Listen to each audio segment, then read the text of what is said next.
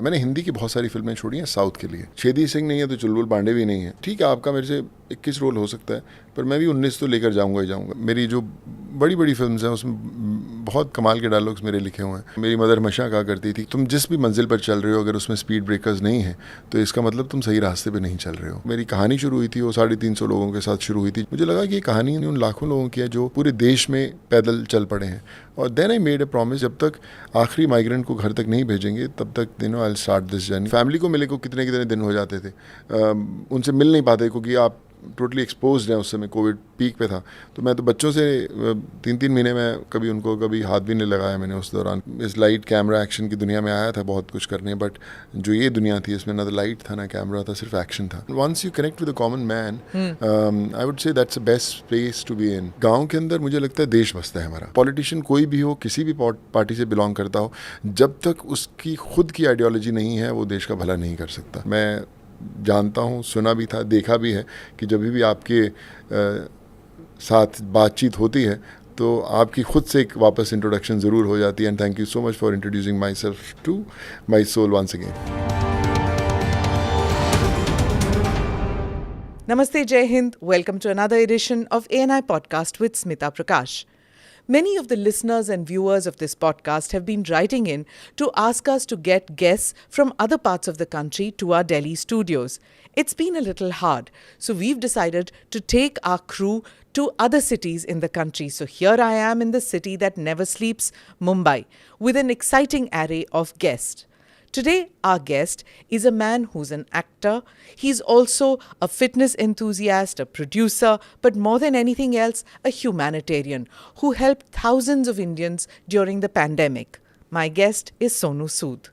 Thank you, Sonu ji, so much for coming on the ANI podcast. So much has been heard about you. आपने कहा, in your own words, I'm not a messiah. तो why did you have to say this? क्यों? क्योंकि people really think you're a messiah. No, first of all, thank you so much for having me today. And I always believe that I started my journey as an engineer, wanted to become an actor. But then once you connect with the common man, I would say that's the best place to be in. And that's why when you say someone is a messiah or something, so you go away from the space of a common man. So I thoroughly enjoy with them. I spend a lot of time with them. So I think it's better to be a common man in this country than to be a messiah. Yeah. So I'm going to get to that point जब the pandemic hit और आपने क्या क्या किया उस वक्त लोगों को.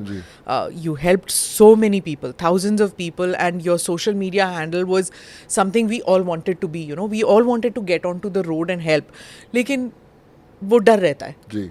एंड कि हम अगर बाहर निकल आए, फैमिली ये वो क्या होगा, अगर हमको कुछ हो गया तो माँ बाप को कौन देखेंगे, बच्चों को कौन देखेंगे, स्पाउस कौन देखेगा, दीज एब्सोल्यूट फियर्स जो सबके मन में होता है. तो most people just wrote a cheque, ये लो एंड ख़त्म. It's one way of saying कि मैंने कुछ किया. मतलब कम से कम मैं घर के अंदर तो नहीं बैठा था या बैठी थी, मैंने कुछ किया. मैं उस बात पे आऊँगी कि आप what motivated you to do what you did. But first let's begin with your journey. आपने कहा आप engineer थे. अब engineer, पंजाब दा मुंडा, और फिर जाके कन्नड़ा फिल्म, तेलुगु फिल्म, ऐसे क्यों शिफ्ट किया आपने? शिफ्ट नहीं किया. I always say beggars are not the choosers when you come to the city और आपको पता है कि आपकी कोई पहचान नहीं है इंडस्ट्री में. ऑफिस दर ऑफिस आपको अपने पिक्चर्स लेके जाना है. लोगों के पास समय नहीं है आपकी पिक्चर्स देखने का, और फिर आप इंतज़ार करते हैं कब आपका पेजर पे एक बीप होगी. जब मैं आया था पेजर था मेरे पास, और someone will call you for an audition, और जब आप ऑडिशन पे जाएंगे सो मे बी उनके पास समय भी नहीं होगा आपको देखने का. अरे यार, जो हम लोग देख रहे थे ना वैसा आपका लुक नहीं है, we are looking for something else, और फिर आप वापस जाते हैं. सो आई वुड से कि आप इस शहर में बहुत सारे लोग आते हैं, बहुत सारे सपने लेकर आते हैं, और उन्हें लगता है कि ज़िंदगी बड़ी आसान है. मुझे भी लगता था. लेकिन जो रिजेक्शंस आपको सिखाती हैं वो पार्ट में हमेशा बोलता हूँ किसी किताबों में या स्कूल में नहीं सिखाया जाता. इस शहर ने मुझे बहुत कुछ सिखाया है. इस शहर की ट्रेन के धक्कों ने मुझे बहुत कुछ सिखाया है. इग्नोर करने वाले ऑफिस के लोगों ने बहुत कुछ सिखाया है. सो आई थिंक ये सीखना हर किसी के लिए बड़ा ज़रूरी है to stay there for long. बोलते हैं कि अगर पहली ही रेस आप ज़िंदगी की जीत जाएंगे तो शायद आप आखिरी रेस के लिए तैयारी नहीं करेंगे. आप बोलेंगे यार मैं तो जीता हूँ, गोल्ड मेडल मेरे पास है. सो मुझे लगता है वो जो rise in life has to be very gradual, धीरे धीरे पड़ाव जो है तय करने बड़े इंपॉर्टेंट हैं. सो मैं वो सोच कर ही आया था कि समय लगेगा लेकिन जिन सपनों को पूरा करने आया हूँ उन्हें पूरा ज़रूर करना है. और फिर कब पहली फ़िल्म ऑफ़र हुई थी तेलुगु की, और वो भी तमिल की फ़िल्म थी. इनफैक्ट मैं कुछ प्रोड्यूसर्स आए और उन्होंने मैंने देखा कि तमिल प्रोड्यूसर्स हैं, मैं भी घुस गया उस 4-5 लोगों के बीच में. मैंने अपनी पिक्चर्स दी, मैंने बोला कि सर आप पिक्चर्स मेरी ले जाएं. तो बोले यार हम तो हीरोइन ढूंढने आए हैं यहाँ पर मुंबई में और लड़का नहीं ढूंढ रहे हैं. मैं कहा सर कोई बात नहीं, आप ले जाइए पिक्चर, कहीं ना कोई आपके ऑफिस में कोई देख लेगा. तो शोरील आप? No, photographs. अच्छा, फोटोग्राफ, रील वाला तो चक्कर ही नहीं था उस समय. अच्छा. तो फोटोग्राफ्स दी उनको 5-7 पिक्चर्स, उन्होंने रख ली क्योंकि उन्होंने बोला कि यार पकड़ा रहा है ज़बरदस्ती तो रख लो. और वो पिक्चर्स उनके ड्रॉर में कहीं पे कचरे सामान पड़ी हुई थी. आपका लुक कैसे था उस वक्त? ऐसे ही जैसे थोड़ा ऐसे ही था. अच्छा. कुछ ऐसे ही था उस समय भी. और फिर 5-6 में से 4-5 तो गुम हो गई इधर उधर पिक्चर. तो एक फोटोग्राफ थी उसमें से, वो किसी लोकल कोई कोऑर्डिनेटर था, वो छोटी सी बाइक पे घुमा करता था वहाँ पे. तो उसको अच्छी लगी पिक्चर. उसने बोला उनसे कि मैं ये ले जाऊँ पिक्चर. तो उन्होंने बोला ले जाइए आप पिक्चर, हमारे तो कोई काम की नहीं है. तो उसने एक पिक्चर, वहाँ के बहुत बड़े स्टार हैं विजयकांत, उनको दिखाई. और विजयकांत सर ने बोला अरे यार इसको बुलाओ, विलन के लिए हम लोग इसको ट्राई करते हैं. सो वो बंदा वापस गया उस ऑफिस में. उसने बोला कि विजयकांत बंदा कौन है? वो जो बंदा हीरो बुक पे था, नागराज नाम था उसका. और उसने बोला कि यार इसको बुलाओ. और उसने बोला कि यार ये छोटी सी बाइक पे घूमता रहता है और किसी एक्टर को बोल रहा है मुंबई से बुलाने के लिए. तो उसने, उन लोगों ने उसको सीरियस नहीं लिया. और रोज़ वो आता था, रोज़ उसको बोलते थे मिल नहीं रहा, बता दें. जब 5-6 दफ़ा उसने सीरियसली चेज़ किया तो इन्होंने बोला कि यार इसको बुलाते हैं. और मुझे पेजर पे एक बीप आया, are you interested in doing a south movie. So मैं फटाफट गया, STD PCO से फ़ोन किया और मैंने बोला आज के बच्चे समझेंगे भी नहीं STD PCO. STD PCO एक जैसे मैं आज के अगर जनरेशन वाले हैं तो एक छोटे छोटे बूथ बने रहते थे जहाँ पे जाकर आपको कॉल बुक करना पड़ता था और फिर आप लगाते थे कोड. तो मैंने उनको फ़ोन किया और उन्होंने बोला कि आप आ जाइए मुंबई, सॉरी चेन्नई आ जाइए. और मैं वहाँ पे विजय वाहिनी स्टूडियोज़ में पहुँचा और प्रोड्यूसर डायरेक्टर बैठे थे. कहते यार आपकी शूटिंग चेन्नई में हो रही थी. तेलुगु पिक्चर थी? तमिल पिक्चर थी विजयकांत की. तो उन्होंने प्रोड्यूसर से बोला कि आप की बॉडी शॉडी आप जरा टी-शर्ट उतार के दिखा सकते हैं. तो मैंने फटाफट टी-शर्ट उतारी, कहते हाँ बॉडी अच्छी है सर, आप पिक्चर कर रहे हो. And this is how the journey started in Tamil. That's it. Language कोई प्रॉब्लम कोई नहीं. तो उनको था कि सब मैनेज कर लेंगे. अपने घर फोन करके कहा कि मैं बॉम्बे में फिल्म नहीं कर रहा, मैं चेन्नई. नहीं, मैंने किया. मैंने अपनी मदर को बताया था कि मुझे पहली फिल्म मिल गई. Very excited. और मैं हर जिसको मुझे याद आ रहा था उसको फ़ोन करके रात को चेन्नई से फ़ोन कर रहा था कि पिक्चर मिल गई बॉस. पहली बड़ी बात थी.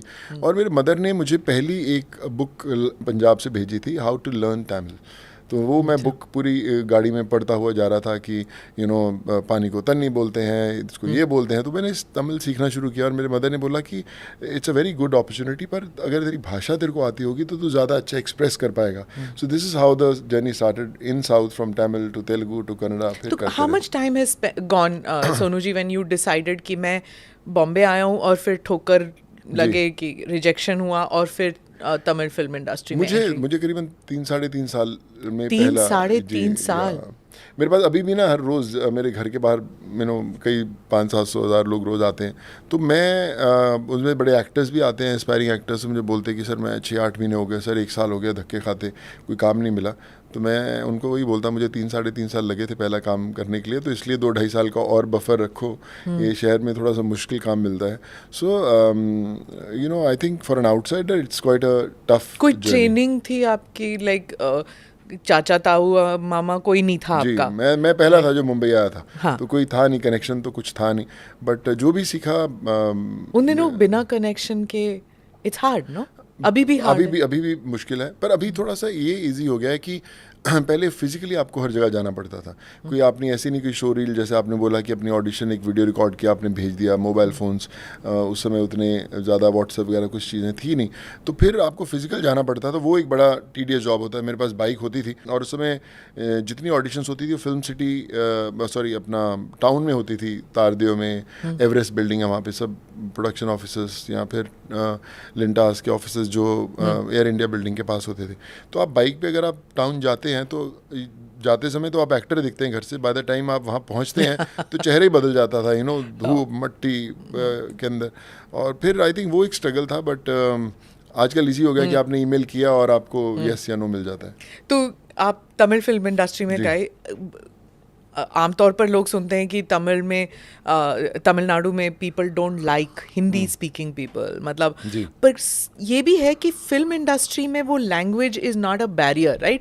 क्रिएटिविटी में चाहे आप भाषा समझते हो नहीं समझते, वो समहाउ वो एक डिफ्यूजन हो जाता है ना? बिल्कुल। मुझे लगता है कि साउथ ने मुझे बहुत प्यार दिया है।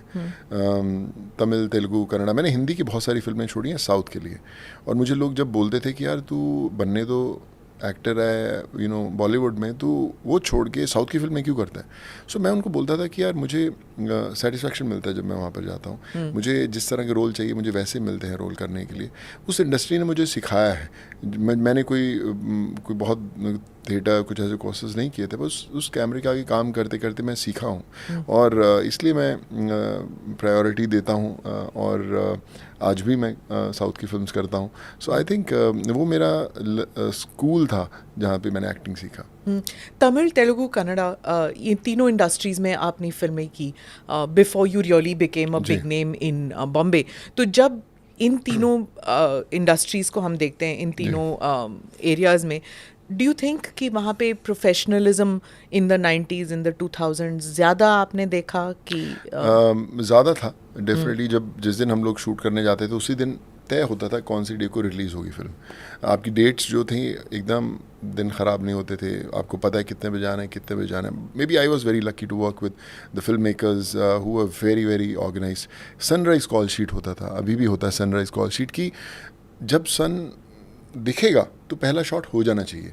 तो अगर बेस्ट लाइट तो 6:45, अगर 6:30 का सनराइज़ है तो आप 5, 5:30 बजे पहुंच के आप रेडी हो, और जैसे सनराइज़ हुआ उन्होंने 2, 3, 4 शॉट लिए, उसके बाद वो ब्रेकफास्ट करने जाते कि भैया ब्रेकफास्ट करो और फिर आप वापस सेट पे आ जाओ।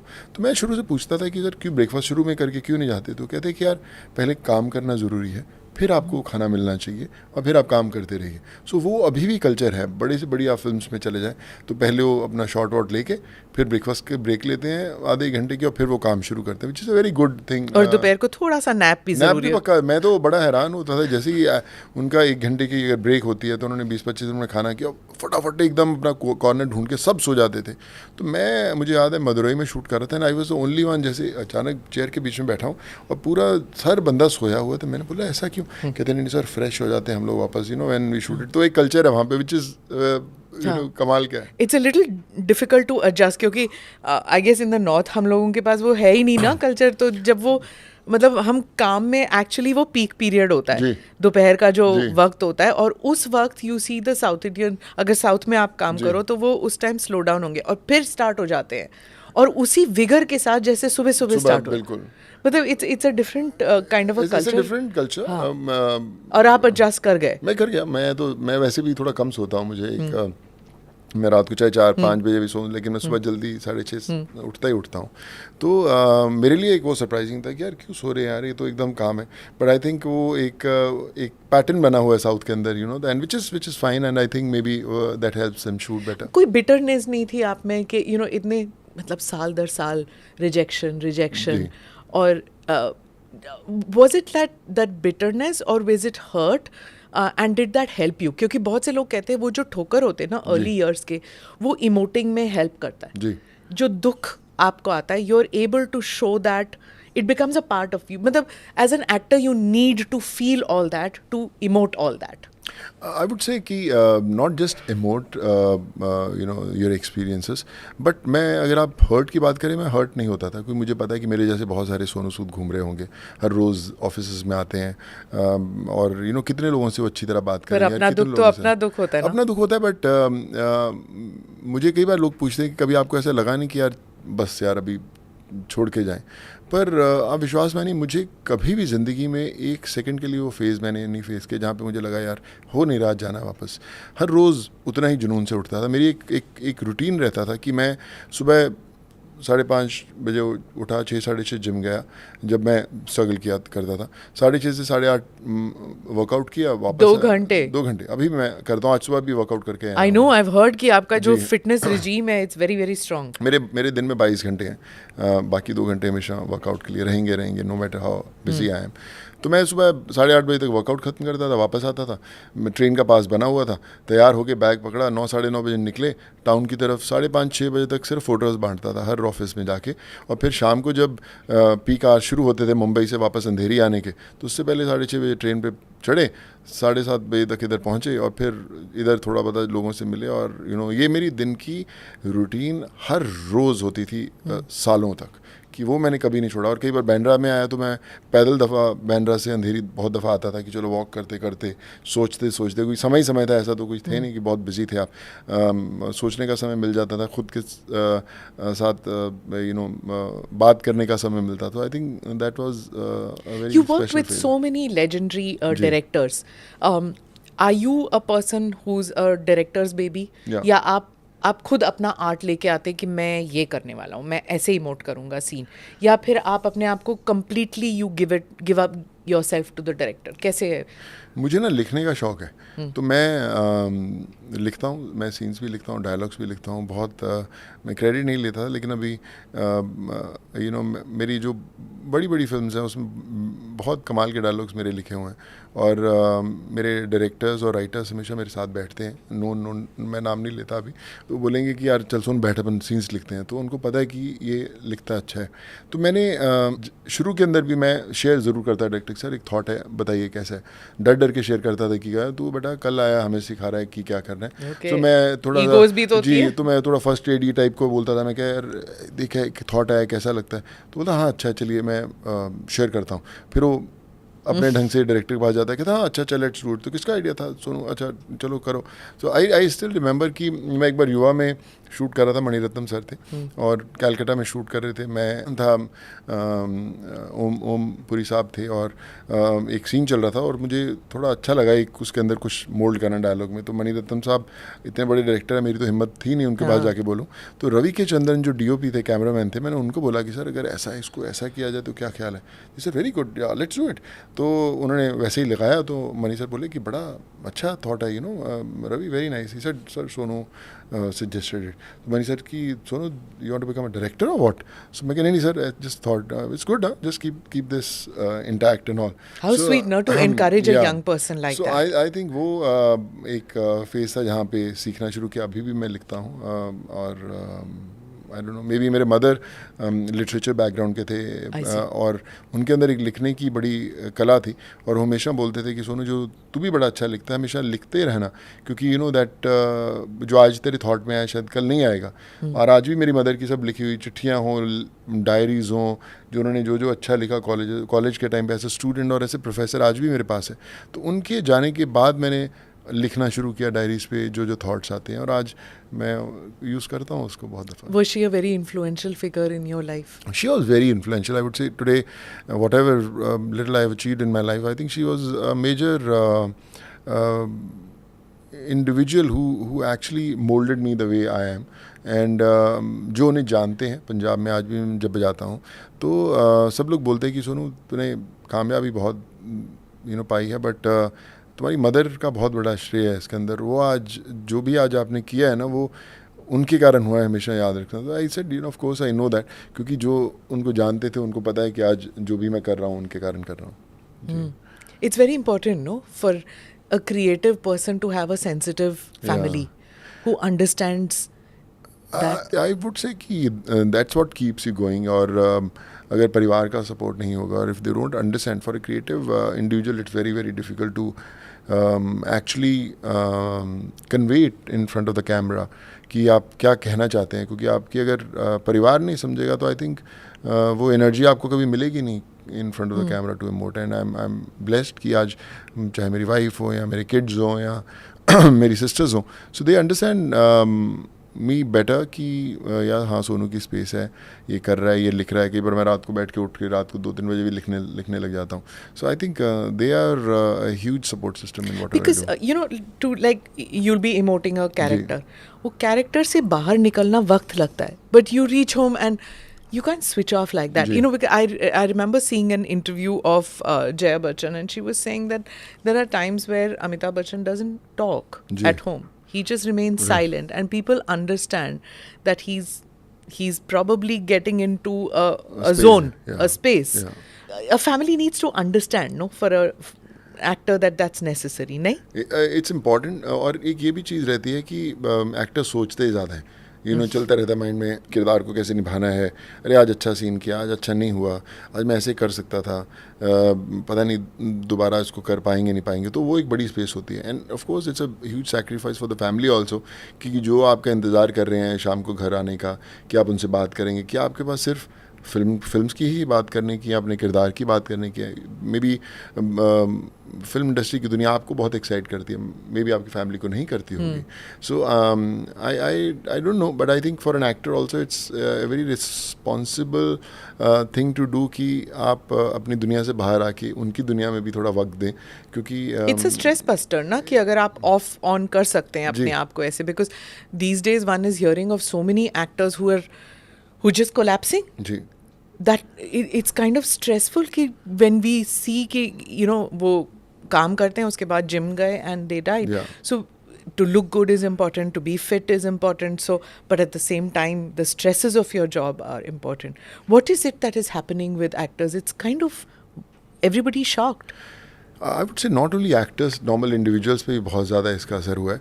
एक्टर्स का हमें पता चल जाता है because they are known people, known individuals. तो हम लोग सोशल मीडिया पे इन पे देखते हैं कि भैया फलाना आदमी ऐसा क्या गिरा. मैं आपको कल का किस्सा बता रहा हूँ. मैं I was coming from Dubai और मैं इमिग्रेशन में पहुँचा, और जैसे मैं इमिग्रेशन से निकलने लगा तो अचानक को इमिग्रेशन काउंटर पर एक बंदा ढबाक से गिर गया नीचे, और मैं दौड़ के कूद के फटाफट गया. मैंने उसको CPR देना, मतलब उसको कर रहे थे हम लोग करने में, तो मुझे शॉक लगा. मैं क्या पता नहीं क्या हो गया इसको, पूरे सब लोग इकट्ठा हो गए. And finally he got up and हमने उसको खड़ा वड़ा किया. तो मैंने बोला क्या हुआ? कहते सर मुझे पता ही नहीं चला कि मैं ब्लैंक हो गया, और मुझे लगा कि मैं निकल गया ज़िंदगी में. सो वो एक कॉमन बंदा था जो आया था. पर मैं एग्जांपल इसलिए देना चाहता हूँ कि सिर्फ एक्टर्स नहीं, नॉर्मल हर बंदा कोई भी फील्ड का हो, चाहे वो बिहाइंड द कैमरा वर्क कर रहा हो या जॉब पे जा रहा हो या कुछ भी हो, आजकल आपकी ज़िंदगी इतनी ज़्यादा स्ट्रेस से भर गई है, या इतनी चीज़ें आपके माइंड में चल गई हैं कि आप कहीं ना कहीं आपकी सेहत कॉम्प्रोमाइज़ 100% हो रही है. अगर आपकी हैबिट सही नहीं है, या आप कहीं ना कहीं अपना ध्यान नहीं दे पा रहे, तो उसका असर आपकी निजी ज़िंदगी पे आने ही वाला है. फ़र्क नहीं पड़ता कि आप एक्टर हैं या नहीं. Is it a conversation जो because Puneet passed away and you ji. know आप कन्नड़ा Yeah. फिल्म इंडस्ट्री में आप Right. काम कर चुके हैं, आप जानते हैं that in the Kannada film industry it became a big thing जी.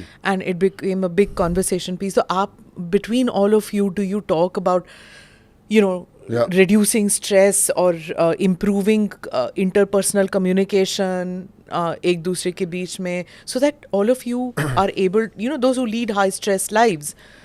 देखिए बातचीत हमेशा होती है, पर आई डोंट नो कि उसका असर कितनी देर तक रहता है. बड़ा शॉर्ट लिव्ड होता है. एक ब्रेक हुआ, सब खाना खा रहे हैं, अरे यार ऐसा हो गया, बड़ा पता नहीं क्यों आजकल हो रहा है, लोग ध्यान नहीं देते, हम ध्यान देंगे. और फिर जब काम शुरू होता है, then again you get back to the same space जहाँ पे स्ट्रेस है, भाग दौड़ है, ये सब है.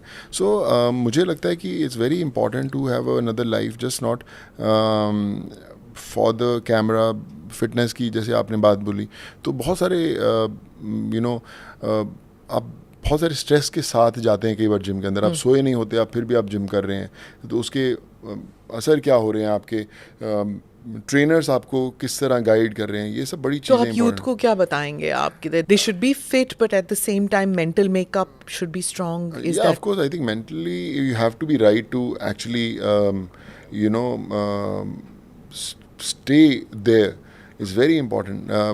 स्ट्रेस ख़त्म नहीं होने वाला, स्ट्रेस बढ़ेगा ही, किसी चीज़ की चैलेंजेस बढ़ने ही वाले हैं, ठोकरें बढ़ने ही वाली हैं, कामयाबी तक पहुंचने में वक्त लगने ही वाला है, तो ये चीज़ें बंद नहीं होंगी. But it's very important for the newer generation who are so occupied with social media. इतना इन्फॉर्मेशन है, आप इंस्टाग्राम, फेसबुक, तो कुछ ना कुछ देखते ही रहते हैं. सो आपके पास खुद के लिए समय ही नहीं है, क्योंकि आप इतनी इन्फॉर्मेशन ले रहे हैं और आपका माइंड उतनी इन्फॉर्मेशन ग्रैब कर सकता है नहीं सकता, ये भी हमें पता नहीं है. So I think for a newer generation is very important to stay away from social media for a moment, sleep early, have a disciplined life, eat healthy. आजकल ऑप्शंस इतनी है कि लोगों को अनहेल्दी खाना. What is your diet like? I'm a vegetarian. मैंने तो nonveg कभी खाया नहीं है. I don't drink, I don't smoke. What kind of a Punjabi are you? But I'm the only one. I'm the only one in the family. Mother, father, sisters, kids, wife, सब लोग खाते हैं nonveg, पर मैंने कभी छुआ नहीं है. तो mother also used to have, they were not very fond of non-vegetarian, but वो ले लेते थे, ऐसा कुछ नहीं. तो फिर आपने फितरत ही की? तो मेरी बड़ी कोशिश थी कि मैं वेजिटेरियन रहूं, और रहा भी. फिर मेरी बड़ी कोशिश थी कि मेरी जो छोटी सिस्टर थी, मेरे से काफ़ी छोटी है, तो मैंने उसको भी वेजिटेरियन बनाऊं, लेकिन बना नहीं पाया. उसको जैसे उसने नॉन-वेज खाया तो she became, kids also I thought कि मैं उनको वेज बनाऊंगा, वेजिटेरियन बनाऊंगा, पर दे ऑल्सो लव नॉन-वेज. तो I am the only odd one. You're a very fit person, and if I may say, you're going to touch the golden 50s this year, right? Still 2 more years to go. Yes, 2 more years to go. Okay, so you're at an age where you don't look your age at all, and I'm not trying to flatter you. So most people say कि अरे vegetarian fit नहीं हो सकते, protein नहीं है खाने में, you can't build muscle. How come you have? I would say कि वो myth है कि नॉनवेज खाना चाहिए तो ही बनते हैं. मिस्टर ओलंपियाज की बात करो, मिस्टर वर्ल्ड की बात करो, वेजिटेरियन बहुत सारे आपको एग्जांपल्स मिल जाएंगे. तो वो दौर गया कि जब बोलते थे it's good to be eat nonveg. जो लोग खाते हैं उनके लिए प्रोटीन सोर्सेज ज़्यादा हैं, लेकिन हाँ, वेजिटेरियन अगर आपको कोई दिक्कत नहीं है, मुझे लगता है आपकी बॉडी वैसे ही पनीर खाते हैं सुबह से लेके शाम तक? पनीर नहीं, ऐसा नहीं. It's not, paneer is not protein. और क्या है? Dal and protein, paneer, soyas हैं, I mean there lot of. आजकल तो बहुत टोफू, हर चीज़ें आपको 1000 चीज़ें मिल जाती हैं जो पता नहीं था. किनोआ है, कई चीज़ें जो आप खाते हैं और अच्छा है. बट आई थिंक वो समय गया कि जब आप बोलें कि फिट होने के लिए नॉनवेज लेना ज़रूरी है. Okay, so tell me, we talked about you trying your hand at and becoming successful in the South film industry. Once Bombay film industry saw कि हाँ भाई, he's doing well, then the offer started coming your way, isn't it? Or was it parallelly? नहीं, parallelly था. मैंने पहली film Bhagat Singh की थी, शहीद आजम भगत सिंह, और फिर वहाँ से नोटिस हुआ, कुछ नॉमिनेशंस वगैरह आए थे कि यार 3-4 भगत सिंह आई, उनमें से ये भी अच्छा बंदा है. और फिर आई रिमेंबर अनुराग कश्यप ने मुझे युवा के लिए रिकमेंड किया था, और फिर मणि रत्नम साहब के साथ की, फिर आशिक बनाया आपने आई, जोधा अकबर आई. तो एक फिल्म देख के दूसरे डायरेक्टर्स के कॉल आते गए और रोल्स करता गया. और फिर आई मीन दबंग भी आई, सिम्बा आई. तो आई थिंक लोगों ने देखा और काम आना शुरू किया. पर ऐसा नहीं था कि साउथ को देख के किया, but south kept me choosy in Bollywood. तो मैं अगर 10 फिल्में आती थी तो मैं एक करता था. तो ऐसा नहीं था कि यार भाई फ्री बैठे तो कर लो, कोई भी पिक्चर आई. तो मैं साउथ में बिजी रहता था, अच्छी पिक्चर लगी तो करूँगा बॉलीवुड की, नहीं तो नहीं करूँगा. सो आई थिंक वो. तो what is your selection criteria director की? मतलब आपने इतने सारे रोल्स किए हैं जहाँ पे आप सेकंड लीड हैं जी. ईगो नहीं आया बीच में? कि सलमान खान के साथ कर रहे हैं तो फ्रेम तो सलमान पे ही होगा जी. पर फिर ये भी था कि अगर छेदी सिंह नहीं है तो चुलबुल पांडे भी नहीं है. सो आई मेड श्योर कि अगर ये रोल है आपका तो इसके बिना पिक्चर तो नहीं बन सकती. तो मैं, वो मेरा एक क्राइटेरिया रहता था कि ठीक है, आपका मेरे से 21 रोल हो सकता है, पर मैं भी 19 तो लेकर जाऊंगा ही जाऊंगा. सो मैं चाहे वो सीन्स हो, मैं उसमें काम करता था. दबंग के मैंने बहुत सारे सीन्स लिखे, और मैंने कैरेक्टर को बदला था. पहले वो बहुत ही एकदम एरोगेंट और एकदम फाड़ दूंगा, जान ले लूँगा, ऐसा टाइप का कैरेक्टर था. तो मुझे वो अच्छा नहीं लगा, तो मैंने इसलिए दबंग को भी मना कर दिया था. तो डायरेक्टर अभिनव कश्यप मेरे दोस्त हैं, उन्होंने बोला कि नहीं यार तुम करो, और इसको करना ज़रूरी है, इम्पॉर्टेंट है मेरे लिए पहली film. And Salman also thought कि मुझे करनी चाहिए पिक्चर. सो मैंने उनसे बोला कि मुझे आप 1-2 दिन दो, मैं उसको रीराइट करता हूँ। तो फिर मैंने उसको थोड़ा सा कॉमिकल बनाया कैरेक्टर को। छेदी सिंह को थोड़ा सा एक फोटोग्राफर साथ में रखता है, एक भैया जी स्माइल टाइप का कैरेक्टर रखा, फिर वो बात करने का उसका रखा, तो उसको लाइट बनाया कैरेक्टर को। But without being cheap, that's what I like. या सो आई थिंक उसके अंदर एक रियलनेस थी, क्योंकि मैंने बिहार वालों के साथ क्योंकि बहुत वो समय बिताया। क्रूडिटी आ जाती है मुंबई फिल्म इंडस्ट्री में। I don't mean to be very critical, but comical and जैसे जो जो बोलते हैं कि वो नहीं करना, मुझे था कि रियल है, क्योंकि मैं बिहार वालों के साथ समय बहुत बिताया, मेरे साथ कॉलेज में सब बिहार वाले दोस्त थे, तो मैंने उनका जो रियल में जो करते थे, बैठते थे, बात करते थे, वो मैंने पर्दे पे उतारा, तो इसलिए लोग रिलेट कर पाए कि college was where? College was in Nagpur. Okay ji. अच्छा। तो मेरे रूम पार्टनर्स बिहार के थे, तो 4-4.5 साल मैंने उनके तो साथ बात बिताए। करने का अंदाज आप बात करने का, बैठने का, चलने का। हाँ। वो भी एक फोटोग्राफर साथ में रखते थे फोटो खींचने के लिए उस समय पे। तो मैंने वो फोटोग्राफर As a student? जो भैया जी, हाँ एज ए स्टूडेंट, उनको बड़ा शौक था कि बिहार के अंदर बोलते हैं ना कि पैंट शर्ट सिलाओ, तो बोले कि फुल पैंट फुल शर्ट सुनो सिलाए। तो मुझे याद है मेरी कपड़े की शॉप थी पंजाब के अंदर, तो जब भी मैंने पंजाब से आना तो उन्होंने बोला कि कहा सुनो आप जब आओगे ना तो एक फुल पैंट और फुल शर्ट का कपड़ा लेके आइएगा। फुल तो पैंट मैं क्या, मैं लेके आऊँगा भाई। तो फिर वो लेके आता था, तो वो सब चीज़ें छोटी छोटी हमने डाली और वो फ्लेवर बन पाया उसका। तो राइटिंग में रियल लाइफ इंसिडेंट्स कम इन। गुलजार साहब भी ऐसे ही कहते हैं कि you can't help it when you right your film scenes, it's what you experience around you, 100%। वो अंदर आ ही जाता है ना। मैं लिखता रहता हूँ, मेरे पास हमेशा एक डायरी, जो भी कोई अच्छी चीज़ हो रही मैं लिख लेता हूँ। फिर मैं जब अपनी फिल्म्स पे काम करता हूँ तो मैं फिर आई गो थ्रू दोस पेजेस, उन पन्नों को वापस रिविजिट करता हूँ और कोई ना कोई चीज़ें यू मिल जाती फाउंड हैं। A way around the nepotism जी डिबेट, है ना। यू इंस्टेड ऑफ या तो आप बैठ के सारा टाइम रो पिटो जी। कि नेपोटिज्म है, रोल नहीं मिलते, और you find a way around it, है ना। देखिए वो हमेशा रहेगा। जिनके मदर फादर अगर इंडस्ट्री से हैं तो बच्चों को रोल मिलेंगे। कल मैं इंडस्ट्री में हूँ तो मेरे बेटे को भी शायद ऑफर्स आएंगी कि भैया आपका बेटा देखा है हमने, कर लें। तो वो मैं कहूँगा कि दैट यू कांट अवॉइड, वो हमेशा था, हमेशा है, हमेशा रहेगा। उस जंग के बीच में आप कैसे निकलते हैं वो आपकी ताकत है, या कि आप कैसे निकल सकते हैं। मेरे फादर की अगर कपड़े की शॉप थी तो मेरे लिए कपड़े की शॉप पे बैठना बड़ा आसान था कि यार भैया फादर की कपड़े की दुकान है, अपने कस्टमर्स बने हुए हैं, चल सोनू सूद भी आके वहाँ बैठेगा और कपड़ा देखेगा और वही कस्टमर वापस आएंगे। तो कोई हर्ज नहीं है कि अगर डायरेक्टर का बेटा एक्टर बन जाएगा तो बनेगा ही, क्योंकि उसने पला बड़ा उसी चीज़ के अंदर है। पर हाँ, उसी बीच बाहर के लोगों को भी मौका मिलना ज़रूरी है, लाजमी है, तभी एक नई दुनिया, एक नए रंग दिखाई देंगे आपको सिनेमा में। सो आई फील ये इंडस्ट्री देती है, रोल देती है लोगों को, बट हाँ कई बार थोड़ा वक्त लगता है आपका टैलेंट प्रूव करने में या आपकी स्पेस बनाने में।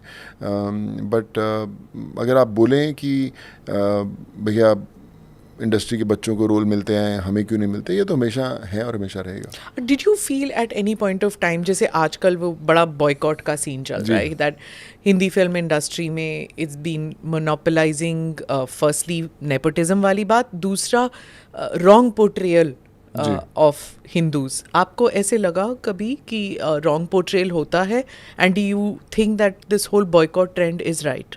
नहीं, मुझे लगता है कि लोग ज़्यादा सेंसिटिव हो गए हैं या बन रहे हैं, तो वो एक चक्कर है। जो बॉयकॉट करते हैं फिल्म्स को, आई डोंट नो कि कितना वाइस है या कितना जेन्युइन है, यार आप कितना उसको मीन करते हैं करना। बिना देखे फिल्म को अगर आप बोलते हैं कि इसको बॉयकॉट किया जाए, सो this is also not fair. ये इंडस्ट्री हमेशा से अच्छी और बुरी फिल्में बनाती आई है, बनाती रहेगी। आप ये नहीं बोल सकते कि आप बोलेंगे कि हर फिल्म अच्छी बननी चाहिए। जो भी लोग फिल्म लिखते हैं या डायरेक्टर्स बनाना चाहते हैं, हर किसी को लगता है कि वो शोले बना रहा है, तो बनने के बाद पता चलेगा कि अच्छी है या बुरी है। But I think that shouldn't stop you from expressing what you want to say. आप पिक्चर को रिजेक्ट कर सकते हैं कि भैया पिक्चर अच्छी नहीं बनी, पर बिना देखे पिक्चर पे ओपिनियन पास करना, मुझे लगता है वो थोड़ा सा सही नहीं है। मौका ज़रूर देना चाहिए कि भैया तू अपनी कहानी तो बता, हम बताएंगे कि इस कहानी को सुनना है या नहीं सुनना है। सो कहानी सुनाई बिना ही अगर आप बोलेंगे आपकी कहानी ख़राब है, तो आई थिंक वो सही नहीं है। काफ़ी अरसे से चल रहा है ये, यू नो कि जब लाइक फॉर एग्जांपल पद्मावत हो गया या जो भी हो गया, दैट अ सर्टन पीपल की जैसे एक पॉलिटिशियन को हमेशा करप्ट दिखाया जाता है, एक साधु को ढोंगी दिखाया जाता है, लेकिन you are careful when you talk about Islam because it can result in a violent incident. लेकिन जो सॉफ्ट कम्युनिटीज़ है, सरदारों के ऊपर मजाक उड़ा लिया, ब्राह्मणों के ऊपर मजाक उड़ा लिया, क्योंकि पता है कि वो कुछ करेंगे नहीं, वो कुछ कहेंगे नहीं.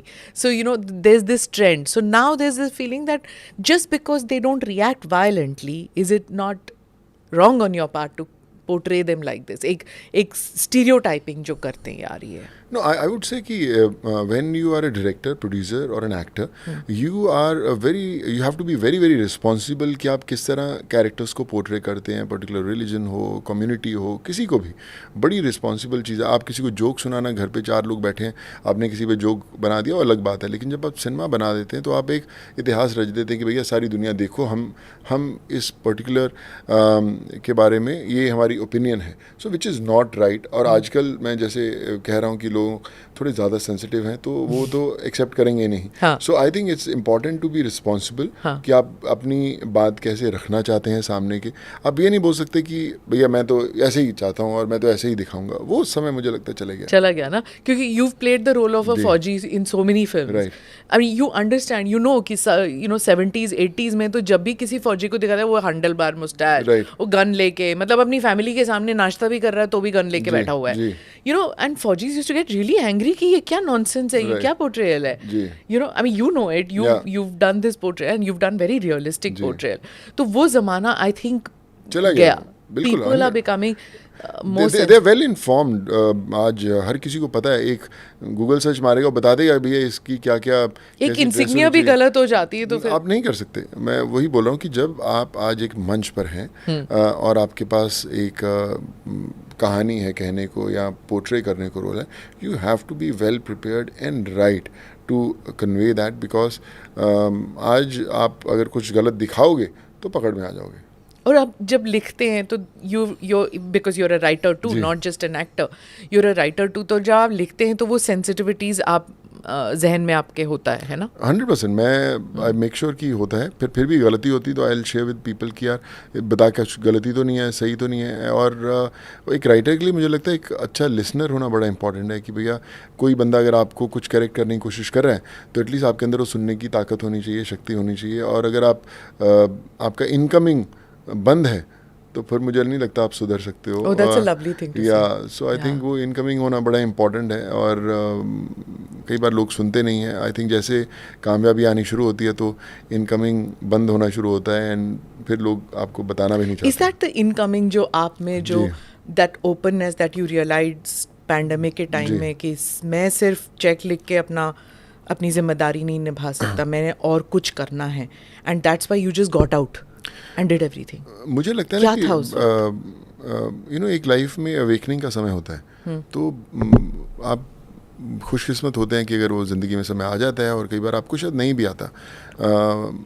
मैं जब खाना बांट रहा था, सड़क पे ट्रक खड़ा करके फ्रूट्स बांट रहा था, सो मैं जब उन लोगों को देखा जो बहुत हेल्पलेस थे, बच्चों को लेके पैदल सड़कों पे जा रहे थे, छोटे छोटे बच्चों को, उनको झूठ भी बोल रहे होंगे कि भैया हम 1-2 घंटे में घर पहुंच जाएंगे, और उनको पता है कि 10-10 12-12 दिन चलना है. सड़कों पे गाड़ियां उड़ा देती थी उनको. तो मुझे लगा कि ये वो लोग हैं जिनका हाथ थामना बड़ा ज़रूरी है. तो मैंने वो जो मेरी कहानी शुरू हुई थी वो 350 लोगों के साथ शुरू हुई थी जिनको कर्नाटका भेजा था उन 10 बसेस से. पर मुझे पता है कि उनकी परमिशंस लाना इतना मुश्किल था कि जब मैंने उनसे मांगा कि मुझे 1-2 दिन दो, मैं परमिशंस लेके आता हूँ, तो मैं पुलिस DCP ऑफिस गया तो उन्होंने बोला कि मुझे इन 350 लोगों के कोविड टेस्ट रिपोर्ट चाहिए.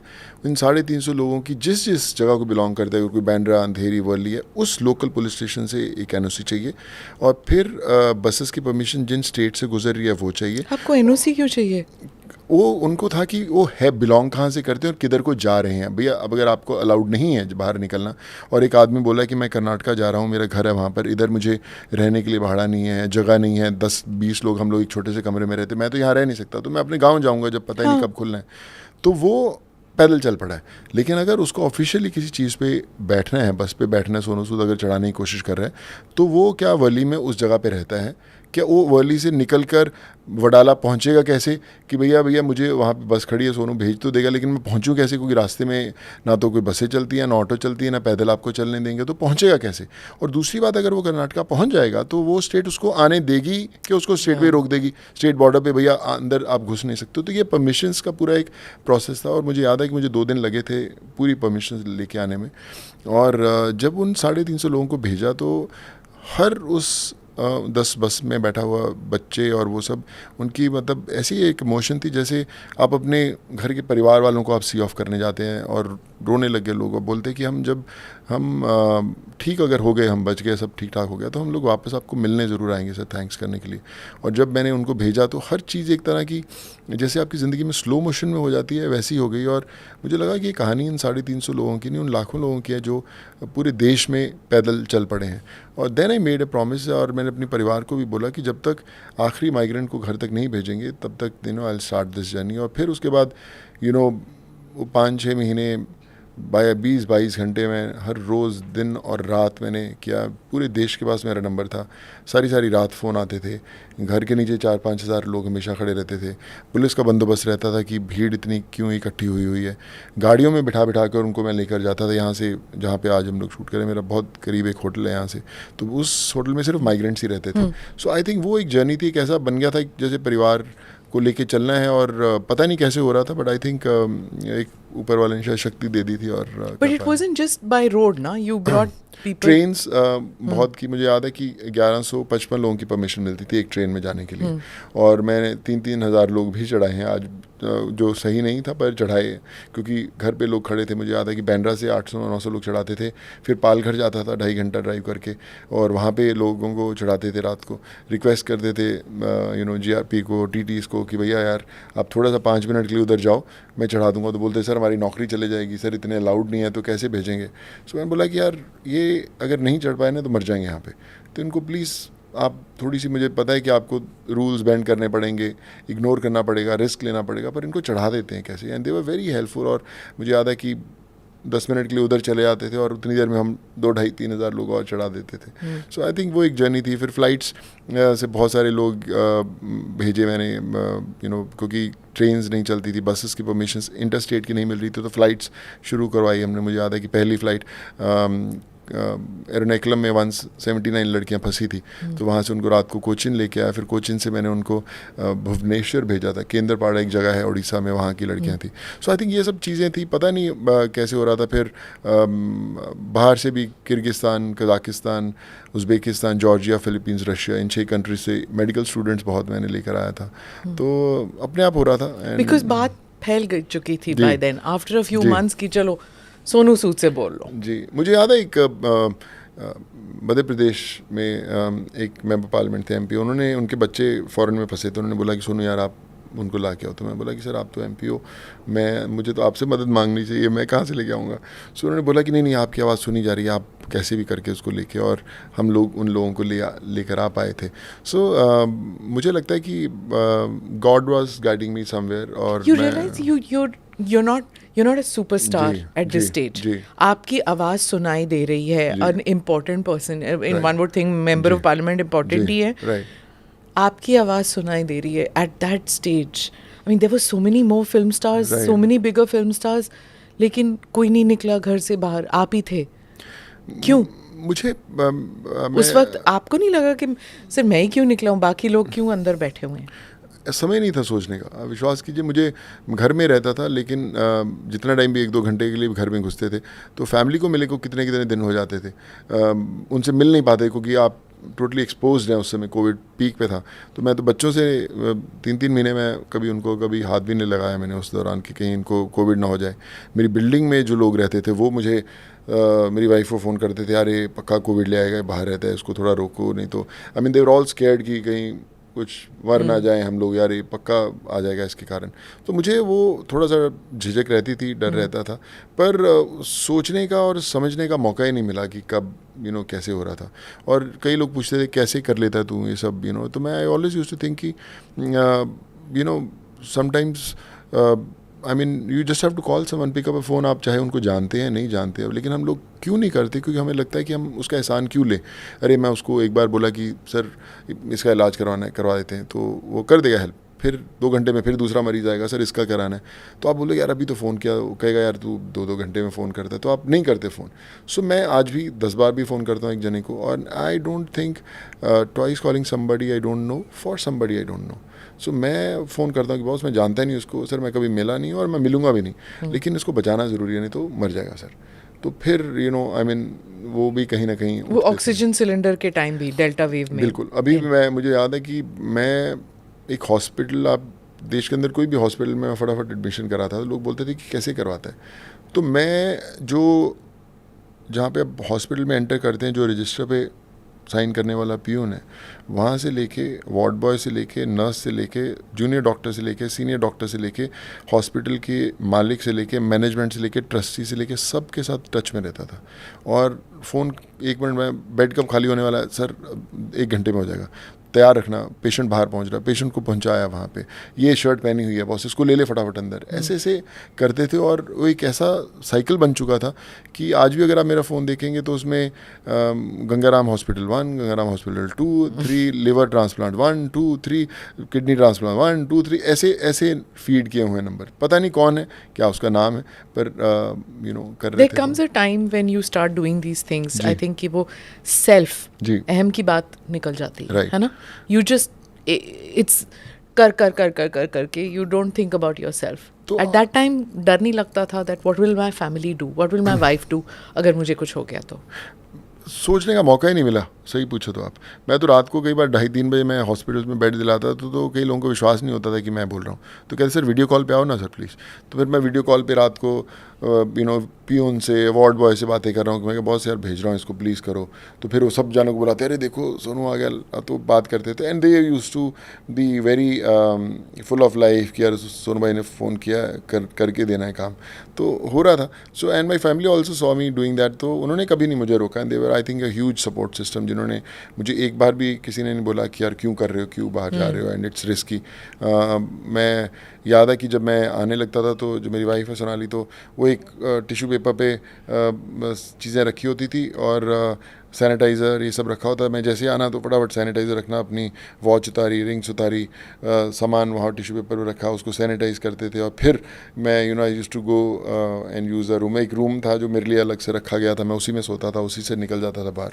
सो मतलब आई थिंक अकेले पॉसिबल नहीं था, कहीं ना कहीं पूरी परिवार का एक You're a very योगदान था। spiritual person, ji. one has heard. Ji. Do you think that that helped you during that time, gave you the strength कि क्या मतलब नहीं तो you can't get, I mean you need superhuman strength to do what you did. I would say yes. Somewhere I was connected to Almighty. कहीं से connection जुड़ा हुआ था। और मैं हमेशा बोलता हूँ कि मैं इस लाइट कैमरा एक्शन की दुनिया में आया था बहुत कुछ करने, बट जो ये दुनिया थी इसमें ना तो लाइट था ना कैमरा था, सिर्फ एक्शन था। And I was playing the most important role of my career where almighty was a director, and still I do that. Still रोज़ 500-700 लोग आते हैं घर पे, और मैं I pray to God every single day कि ये रोल चलता रहे and give me strength to play this character all my life. And I think there's nothing more satisfying than what I'm doing today. पूरी ज़िंदगी की अगर मेरी फिल्में आप अगर मैंने करीबन 90-100 फिल्में जो भी की होंगी अलग भाषाओं में, उनकी पूरी कलेक्शंस लगा लो और सब कुछ लगा लो, फेम लगा लो, और ये जो आप एक दिन में करते हैं वो it's 100 times more than what you have done in entire 20 years. And you did you continued. I'll be honest with you, so ji. at that time there many people said कि Yeah. अरे this is BJP getting him ready. Yeah. मतलब इसीलिए दरवाजे जी। खुल रहे हैं क्योंकि वो बिल्डअप हो रहा है जी। कि पॉलिटिक्स में जाने जी। हैं, इसलिए he is doing all Right. This. मैं It didn't matter to you. देखिए, मैं हमेशा बोलता हूँ कि जब आप कोई काम करने निकलेंगे तो लोग उंगली उठाएंगे। और मेरी मदर हमेशा कहा करती थी कि अगर तुम जिस भी मंजिल पर चल रहे हो, अगर उसमें स्पीड ब्रेकर्स नहीं हैं तो इसका मतलब तुम सही रास्ते पे नहीं चल रहे हो। तो लोग उंगली उठाएंगे। फिर किसी ने बोला अरे कल कहाँ अचानक महात्मा आ गया है जो अभी करने लग गया है, बंद हो जाएगा देखना 1 हफ्ते में, 10 दिन में, महीने में, 6 महीने में। अभी 2.5 साल हो गए हैं, अभी जो तब कर रहे थे उससे 20 गुना ज़्यादा स्केल पे अभी भी चल रहा है। सो पॉलिटिक्स की बात करें तो मेरे को 2 दफ़ा राज्यसभा ऑफ़र हो चुका है, मैंने नहीं एक्सेप्ट किया। बड़ी से बड़ी पदवियाँ ऑफ़र हो चुकी हैं, डिप्टी चीफ मिनिस्टर्स ऑफ़र हो चुके हैं, बहुत चीज़ें ऑफ़र हुई हैं, पर मुझे एक्साइट नहीं करता। तो सब बोलते कि यार तेरे को पता है कि इसको जो तेरे को ऑफ़र हो रहा है कितनी बड़ी बात है, इसको करना पूरी ज़िंदगी निकल जाती है पॉलिटिशियंस की। सो मैंने बोलता निकलती होगी, maybe that's what they want to do. मुझे एक्साइट नहीं करता ये चीज़ें। आज से पता नहीं 5 साल 10 साल बाद क्या लिखा हुआ है, मे बी मैं उसी दुनिया में होऊंगा, बट पहुंचने का तरीका अलग होगा, लक्ष्य अलग होगा, और मैं I will try to set my own rules कि मुझे ऐसा नहीं लगेगा कि मैं किसी के बनाए हुए रास्ते पे चल रहा हूँ। मैंने एक रास्ता बनाया है, ठोकरें खाई हैं, गिरा हूँ, उस रास्ते पे चलने की कोशिश करूँगा, और मे बी उसमें वक्त है अभी। You've, in your humanitarian work, agar main one by one, if I go, you've got Aao Gaon Bachaye, you've got Sambhavam. Yeah.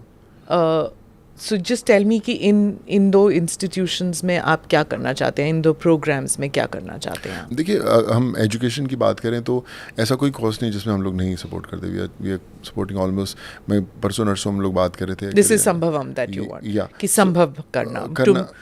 For those who don't get it, those of our listeners who live abroad, Sambhavam is something that is making it possible. So this is an educational institution जो सोनू सूद कर रहे हैं। जी, तो करीबन हम लोग 20-21 हज़ार बच्चों को पढ़ा रहे हैं। आप 5वीं 6वीं फर्स्ट स्टैंडर्ड से लेके नए एडमिशन से लेके IAS IPS UPS सब की तैयारी करवाते हैं, चार्टर्ड अकाउंटेंट्स की, कुछ भी हो। तो संभवम इसलिए भी है क्योंकि लोग बोलते हैं कि यार ये पॉसिबल कैसे हो सकता है यार, इतने आप 1500-1600 बच्चों को तैयारी करानी IAS IPS की, तो कहाँ से आप कर पाओगे, इजी नहीं है। तो हमने वैसे प्रोग्राम्स बनाने शुरू किए, लोगों को कनेक्ट करना शुरू किया, और आज मतलब 2-2.5 साल से हम लोग इतने, आप देखेंगे उसमें से कितने IAS ऑफिसर्स बन के निकलेंगे। अभी भी लोग आते हैं हमारे पास कि सर हमने कंप्लीट कर लिया, हमारा क्लियर हो गया। तो आप सोचिए कि कल जब वो देश की कमान संभालेंगे और उनको पता है कि ये वो लोग थे जिनको शायद कभी मौका ही नहीं मिलता है बनने का, और आज वो देश के बड़े बड़े ओहदों पे हैं। And I think they will remember कि यार किसी ने हाथ थामा था किसी समय पे, and I think that makes you feel nice. Yeah, and what about आओ गाँव बचाएं? What do you want to do? गाँव को कैसे बचाना चाहते हैं आप? देखिए, गांव के अंदर मुझे लगता है देश बसता है हमारा। बहुत सारे लोग, माँ बाप हिम्मत नहीं करते बच्चों को बाहर भेजने की। टैलेंट छिपा हुआ है वहाँ पर, कैसे करना है। हमने उनको स्किल डेवलपमेंट के लेवल पे बहुत कुछ हमने कराया। जब पढ़ाई नहीं हो पा रही थी तो हमने उनको मोबाइल फ़ोन्स दिए, ई-रिक्शास दिए, LED के साथ 16-17 गाँव को लाइट अप किया, और उन गाँव के अंदर हमने इतनी चीज़ें की जो हमें भी नहीं पता था। वो गाँव के अंदर वो टैलेंट था जिसने हमें गाइड किया कि यार आप हमारे गाँव के अंदर सर अगर ये कर दोगे तो हम ऐसा ऐसा कर देंगे। पढ़ाने के लिए इतने टीचर्स थे जो हमने बोला कि आप अपने गांव में रहिए, आपको जो तनख्वाह शहर जाके मिलेगी हम आपको उतनी तनख्वाह देंगे, पर आप गांव में बच्चों को पढ़ाइए। तो उन्होंने पढ़ाना शुरू किया, और इतने अच्छे ढंग से वहाँ पे उनको एजुकेशन मिल रही है। इंफ्रास्ट्रक्चर जो भी हम उनको जो भी चाहिए, किताबें चाहिए हम लोग भिजवाते हैं, मोबाइल फ़ोन चाहिए ऑनलाइन क्लासेस के लिए पहुँचाते हैं, प्रोग्राम्स उनको भेजते हैं। सो वो एक मैजिकल मोमेंट है जब आप जाके देखें। मैं अभी यूपी बिहार में जब जाता हूँ और मैं विज़िट करता हूँ उन सेंटर्स की, तो इतना सेटिस्फाइंग है वहाँ पे देख के, और इतने ब्रिलियंट बच्चे हैं वहाँ पे। और मैं सोचता हूँ कि यार मैं तो 2-2.5-3 साल से जो भी करने लगा हूँ, अब सोचिए कि इतने साल पहले जब पता नहीं लोग कर रहे हैं, बहुत सारे लोग, पर ऐसे बहुत सारे लोग बच्चे जो बन सकते थे उनको कभी मौका ही नहीं मिला, और पता ही नहीं था कि उनके अंदर वो टैलेंट था। आपका जो मोल्ड है वो एक अलग मोल्ड है, because most people would think कि फिल्म स्टार्स जो है बड़ी गाड़ियों में घूमते हैं, बड़े रेस्टोरेंट में खाना खाते हैं, they lead a glamorous life, और आप जो हैं आप यूर टॉकिंग अबाउट गांव में वापस जाना, गांव में बसता है इंसान, मतलब एक्चुअल इंडियन। तो you do everything which is not expected of an actor, or a star rather. Actor तो of course you are a very great actor, but जो star power है वो glamour की दुनिया से आप, why do you do this? Like, is it to keep yourself grounded? I feel more comfortable in that space. मैं जब भी शूटिंग में भी रहता हूँ, जब पहली फिल्म भी की थी और आज भी मैं करता हूँ, मैं जितने स्पॉट बॉयज़, लाइटमैन, उनके साथ बैठे रहते हैं, गप्पे मारते रहते हैं, कभी वो वैन में आ जाते हैं, तो मैं उनके साथ समय खूब बिताता, मेरे को अच्छा लगता है। और आई थिंक वो you know that keeps you connected with your self. मुझे मज़ा आता है उनके साथ टाइम बिताने में.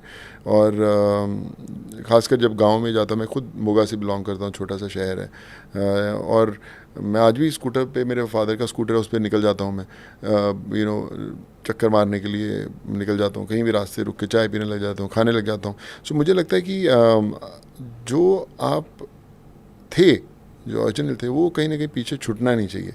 वो हाथ उसको थामे रहना बड़ा इंपॉर्टेंट है to stay connected with your real self. नहीं तो मेकअप लगाकर लाइटों की चकाचौंध में आपका जो असली पन है वो तो कहीं ना कहीं पीछे छूटने वाला है. लोग छोड़ना भी चाहते हैं ना, बिकॉज जी. Sometimes it hurts, no. जी. Those who come from poverty and Right. they have made it in life, Right. some people don't want to look back at that life because बुरा लगता है, क्योंकि जब when they come out of that poverty stage, they don't want to look back on that. They don't want to. I would say maybe कि, you were not poor जी, as such. right, You were from a middle right. class family, but still, some people don't even want to be reminded of middle class. Forget about poor backgrounds. देखिए, it's not about, I would से कि reminded होना एक अलग चीज़ है, लेकिन अगर आप उसके साथ जुड़े रहेंगे तो एटलीस्ट आप कई लोगों को और हाथ थाम के बाहर लेके आ सकते हैं. अगर आप बोलोगे यार मैं तो गांव में था, कुछ था ही नहीं वहाँ इंफ्रास्ट्रक्चर, मैं तो अभी बाहर आके मुंबई शहर में बढ़िया रहता हूँ, और वो जो बंदा इंतज़ार कर रहा है आपका, या आप उसको रास्ता दिखाएंगे, उसको कब मौका मिलेगा वापस जाने का. तो अगर हर बंदा ही गांव से निकलकर शहर में बसने की कोशिश करेगा तो फिर गांव का क्या होगा. सो मुझे लगता है शहर में बसे रहना इंपॉर्टेंट है, अपने सपने करना इंपॉर्टेंट है, बड़ी गाड़ी में घूमना अगर आपको अच्छा लगता है ज़रूर घूमना चाहिए, हर चीज़ ज़रूरी है. लेकिन एक गाँव का बंदा जो आपसे उम्मीद लगा के बैठा है, तो उसके लिए भी कोशिश करना आपका, मुझे लगता है, responsible. Is your sister also similar? मतलब क्या वो भी पब्लिक लाइफ में इसी कारण से आई थी? And are you seeing some of your political aspirations fulfilled via your sister? No, I think my sister is still very very active in those villages. आप जब भी वो जाती है, पूरा गांव इकट्ठा हो जाता है उसके लिए, और अभी भी बहुत उसको अच्छा लगता है. ये एक अलग कमाल की फीलिंग है. देखिए, पॉलिटिकल एस्पिरेशंस तब हैं जब आपके पास ऑफर्स ना आते हो, आप बोलते कि यार मैं धीरे धीरे वहाँ पे पाऊँगा. हम लोगों को रोज़ ऑफर्स आते हैं, रोज़ उसके पीछे पड़े रहते हैं लोग करने के लिए. पर पॉलिटिक्स से ज़्यादा मुझे लगता है, जैसे मैं बोलता हूँ कि आम लोगों की जो घरों पे, पंजाब में भी चले जाओ, मेरी सिस्टर के पीछे लाइन लगी रहती है वहाँ पे लोगों की अपने काम करने, वो करती रहती सारा दिन. और मैं कई बार देखता हूँ कि मेरे जब मदर प्रोफेसर थे तभी भी बेशुमार स्टूडेंट्स सारा दिन मदर पढ़ाती रहती. सुबह 5 बजे उठ के पढ़ाती थी, रात के 8-9 बज जाते थे, पढ़ाते रहते थे. और हम मदर को बोलते थे कि यार मामा क्यों आप इतना स्ट्रेस लेते हो, आराम करो. कहते नहीं, ये मेरी दुनिया है, स्टूडेंट्स मेरे बच्चे हैं, मैं इनके साथ कैसे करूं. अगर एक स्टूडेंट कॉलेज आना बंद कर देता था तो मेरी मदर स्कूटर पे बिठा के मुझे गाँव लेके जाती थी. चल उसको गाँव ढूंढते हैं, वो आना बंद हो गया क्योंकि उसके फादर ने बोला कि बड़ी ज़मीन है उसके पास, चल अपन उसको वापस लेके आएंगे कॉलेज. तो उसको वापस लेके आते थे कॉलेज. तो ये उनकी डेडिकेशन थी. और मुझे लगता है कि फील्ड कुछ भी हो, एक्टिंग हो, पॉलिटिक्स हो, नॉर्मल कॉमन मैन हो, कुछ भी हो, ज़िंदगी बदलने के लिए ना तो आपको कामयाब होना इंपॉर्टेंट है, ना आपके पास पैसा होना इंपॉर्टेंट है, ना आपके पास शोहरत होनी इंपॉर्टेंट है. आपके पास कोशिश होनी इंपॉर्टेंट है कि आप कितना समय दे सकते हो. मेरे साथ जितने भी ज़्यादा से ज़्यादा लोग जुड़े हुए हैं वो गरीब लोग हैं जिनको मैंने हेल्प किया था जाते समय. आज जो शायद 150-200 रुपये दिहाड़ी लेते होंगे, लेकिन वो लोग हैं, जब उनको बोला कि यार ऑक्सीजन का सिलेंडर पहुँचाना है तो बेचारा साइकिल पर लेके उस गाँव में गया. जब बाढ़ आई बिहार में, हमने बोला कि किसी को हमें भैंस खरीद के देनी है, तो बंदा 80-90 किलोमीटर उस गांव में गया, भैंस ढूंढी, साथ में बछड़ा ढूंढा, कितना दूध देती है ढूंढा, ताकि ये परिवार बसा रहे. सो वो एफर्ट, मुझे लगता नहीं कि एक शोहरत वाला या बहुत पैसे वाला या बहुत गाड़ी वाला, मैं किसी को बिहार में बोलता कि यार भाई गाँव जाओ और उसको ढूंढे, वो कहता है सुन भाई थोड़ा आज बिजी हूँ, मैं कल जाता. तो वो ज़रूरतमंद आदमी की हेल्प के लिए आगे आएगा. आइडियोलॉजिकली आप अपने आप को किस पार्टी के करीब समझते हैं? Your sisters with the Congress, ideologically, और do you find yourself closer to the BJP, to the AAP, to Congress? देखिए, मैं सबको बहुत अच्छी तरह जानता हूँ, बड़ी अच्छी तरह मिलता हूँ. मेरी सबके लिए बड़ी इज़्ज़त है. मैं सब लोगों से मिला हूँ और मैं सबको उनसे बोलता हूँ कि मैंने आइडियोलॉजी एक्चुअली स्टडी भी नहीं की, क्योंकि मैंने खुद कभी सोचा ही नहीं वहाँ जाने के लिए. और मैं ये भी नहीं बोलता कि अगर आप किसी पार्टी के साथ एसोसिएटेड हैं तो फिर आप उनकी आइडियोलॉजी ही फॉलो करें. आपकी आइडियोलॉजी भी वो फॉलो कर सकते हैं कि आप हो, कहीं ना कहीं क्लैश हो सकता है, कहीं ना कहीं मतभेद हो सकता है, बट जो आपका रियल सेल्फ है वो भी उनको पता होना बड़ा इंपॉर्टेंट है. ये ये बात अलग है कि सामने वाला कितना एक्सेप्ट करता है नहीं करता, पर पॉलिटिशियन कोई भी हो, किसी भी पार्टी से बिलोंग करता हो, जब तक उसकी खुद की आइडियोलॉजी नहीं है वो देश का भला नहीं कर सकता। और मुझे लगता है कि हर रोज़ एक्सप्लोर करना चाहिए अपने आप को, और मैं अगर ABC पार्टी की जो भी आइडियोलॉजीज उनकी बेस्ट होंगी, मैं उसको पकड़ के अपनी आइडियोलॉजी के साथ ज़रूर जोड़ना चाहूँगा। So what next? Politics or films? अभी तो फिल्म्स हैं, I have lots to do as an actor, still lots to explore, बहुत कुछ करना बाकी है।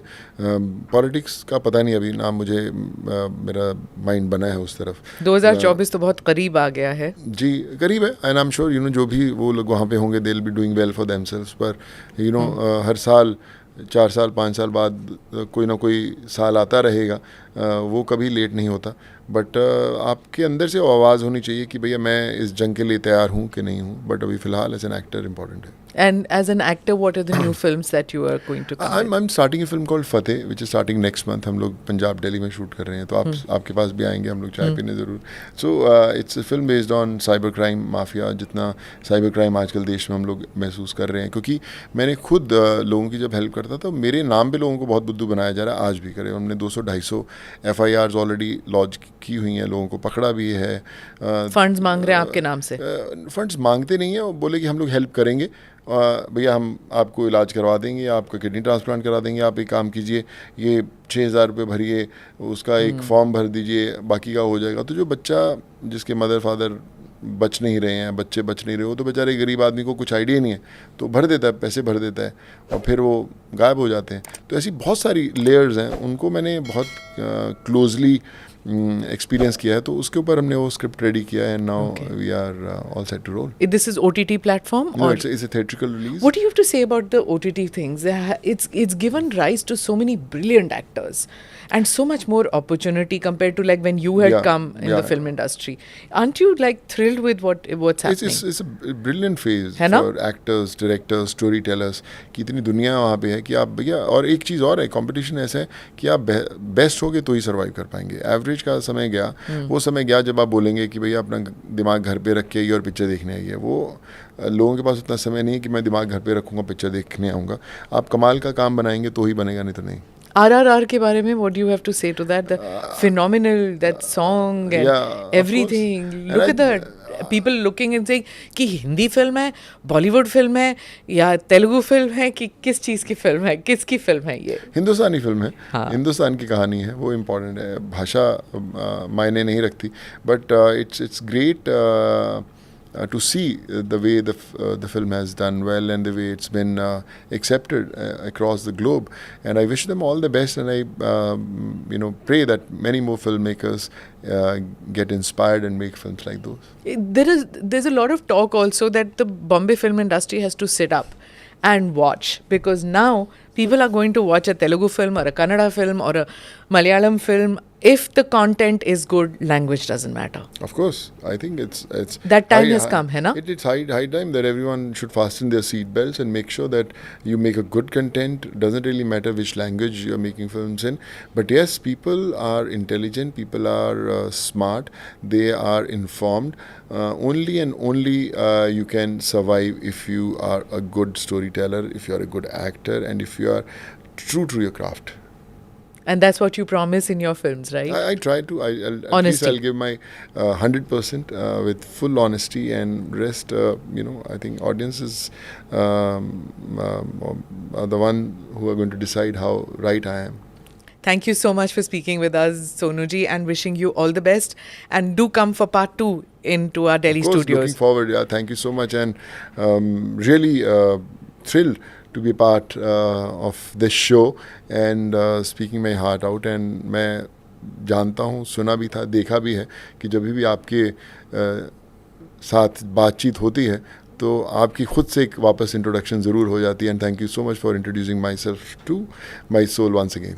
Thank you so much. That's a lovely thing you said. Thank you. Thank you very much. God bless. Thank you for watching or listening in to this episode of ANI Podcast with Smita Prakash. Do like or subscribe on whichever channel you have seen this or heard this. Namaste. Jai Hind.